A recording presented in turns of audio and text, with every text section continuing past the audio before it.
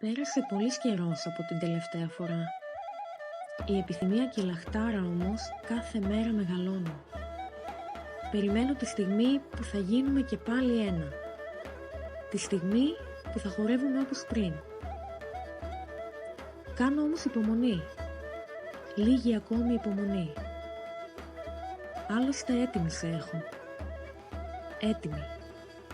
Έτοιμη να γεμίσεις και πάλι από το άκουσμα της λύρας και του νταουλιού. Πάντα έτοιμη.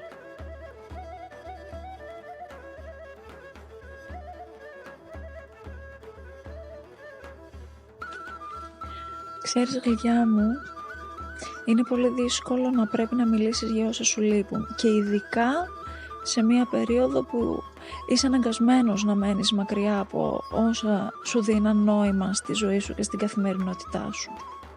Έτσι κι εγώ, μιλώντας για σένα και κοιτάζοντάς σε αυτή τη στιγμή, το μόνο που μπορώ να σου υποσχεθώ είναι πως στην επόμενη συνάντησή μας, όταν λοιπόν θα σε βγάλω από αυτή την ντουλάπα που είσαι κρυμμένη, θα σε συναντήσω με την ίδια λαχτάρα, την ίδια προσμονή για να πάμε να κάνουμε μαζί αυτό που τόσο πολύ αγαπώ και αυτό για το οποίο είσαι εσύ φτιαγμένη.